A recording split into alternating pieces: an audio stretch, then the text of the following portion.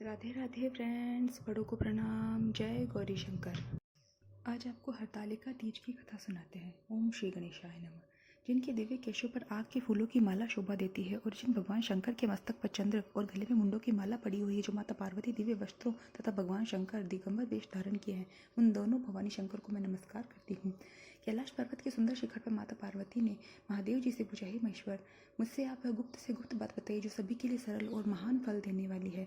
हे नाथ, यदि आप मुझसे प्रसन्न हैं तो मुझे दर्शन दे। व्रत, तप, दान, पुण्य के फल से आप मुझे पति रूप में प्राप्त हुए हैं। महादेव जी बोले, सुनो देवी, भाद्रपद मास के शुक्ल पक्ष के हस्त नक्षत्र के दिन इस व्रत का अनुष्ठान मात्र करने सभी पापों का नाश हो जाता है। तुमने पहले हिमालय पर्वत पर इसी महान व्रत को किया था जो मैं तुम्हें सुनाता हूँ।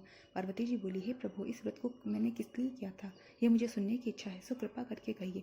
शंकर जी बोले, आर्यवत में हिमालय नामक एक महान पर्वत है जहाँ अनेकों प्रकार की भूमि अनेक प्रकार के वृक्षों से सुशोभित है, जो सदैव बर्फ से ढके हुए तथा गंगा की कलकल ध्वनि से शब्दायमान रहता है। पार्वती जी, तुमने बाल्यकाल में उसी स्थान पर परम तप किया था और 12 वर्ष तक महीने भर जल में रहकर तथा वैशाख मास में अग्नि में प्रवेश करके तप किया। सावन के महीने में बाहर खुले में निवास कर अन्न का त्याग कर तप करती रही।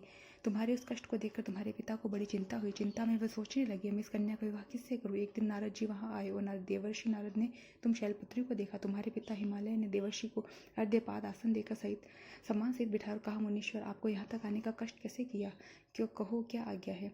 नारद जी बोले, हे गिरिराज, मैं विष्णु भगवान का भेजा हुआ यहाँ आया हूँ, तो मेरी बात सुनो। आप अपनी कन्या को उत्तम वर को दान करें। ब्रह्मा, शिव, इंद्र आदि देवताओं में विष्णु भगवान के समान कोई भी उत्तम नहीं है, इसलिए मेरे मत से आप अपनी कन्या का दान भगवान विष्णु को दे। हिमालय बोले, यदि भगवान वासुदेव ने स्वयं ही कन्या को ग्रहण करना चाहते हैं तो इस कार्य के लिए ही आपका आगमन हुआ है, तो मेरे लिए गौरव की बात है, मैं अवश्य उन्हें ही दूंगा। हिमालय का आश्वासन सुनते ही देवर्षि नारद आकाश में अंतर्धान हो गए और भगवान विष्णु के पास पहुंचे। नारद जी ने हाथ जोड़कर भगवान विष्णु से कहा, प्रभु, आपका विवाह कार्य निश्चित हो गया है। इधर हिमालय ने पार्वती जी से प्रसन्नतापूर्वक कहा, हे पुत्री, मैंने तुमको गरुड़ध्वज भगवान विष्णु को अर्पण कर दिया है। पिता के इन वाक्यों को सुनते ही पार्वती जी अपनी सहेली के घर गई, पृथ्वी पर गिरकर अत्यंत दुखित होकर विलाप करने लगी। उनको विलाप करते हुए देखकर सखी बोली, हे देवी, तुम किस कारण से दुखी हो, मुझे बताओ, मैं अवश्य ही तुम्हारी इच्छा पूरी करूंगी।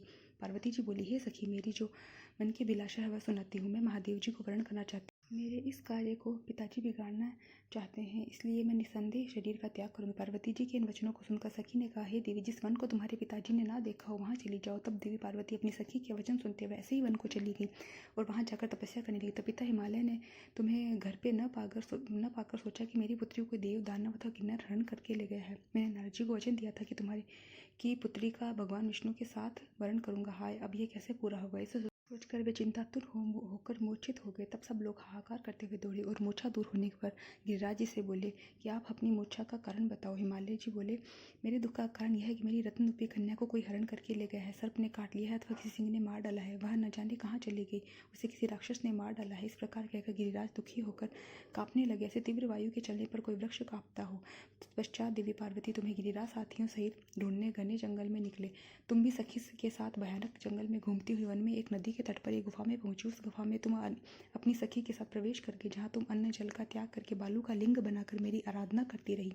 उस समय पर भाद्रपद मास की हस्त नक्षत्र युक्त तृतीया के दिन तुमने मेरा विधि विधान से पूजन किया तथा रात्रि को गीत गायन करते हुए जागरण किया। तुम्हारे इस महाव्रत के प्रभाव से मेरा आसन डोलने लगा।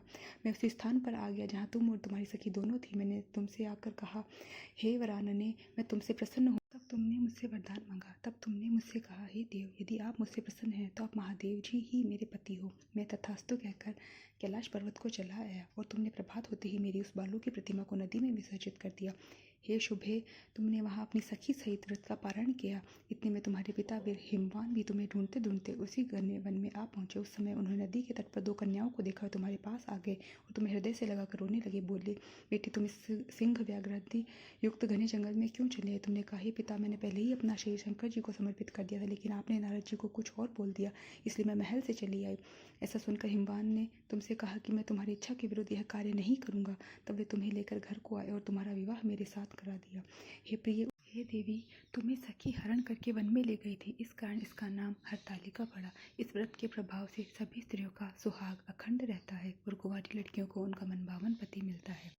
इस व्रत के प्रभाव से सबकी मनोकामनाएं अवश्य पूर्ण होती है। बोलो गौरी शंकर की जय। हे गौरी शंकर, सब पर अपनी कृपा दृष्टि सदा बनाए रखना। जय गौरी शंकर।